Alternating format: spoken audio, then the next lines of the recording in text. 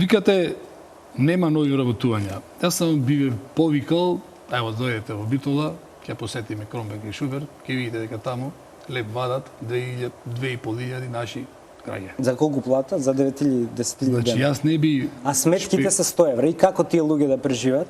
100 евра сметки, 4.000 денари да ги прави пазар. Ако има повеќе работа, се држиме за една тема да не скокаме од една на друга. Битна е темава, како се не можеме да премолчиме пред тема. Прво велите дека нема нови работувања, дека се фиктивни. Јас ви кажувам дека има. Ако не верувате, елате, ќе однесам пред фабрика, натре нема да влеземе нормално, ќе видите колку автобуси. А зошто тогаш фаќавте врски на интерен конкурс синот да си го примите у МВР, наместо у Кромберт и Шуберт да опратите таму за 10.000 денари да работи? Значи, вие правите класична злоупотреба на вашата јавна позиција, која имате како пратеник или функционер од редовите на владејачка партија. Очигледно, вашата идеја е дека со навреди...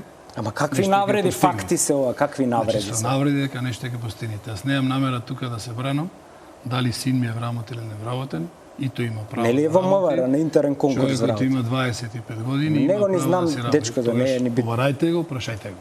И ќе молам... Нели ви е вака морално, нели ви е некако, не ве копкали, зашто?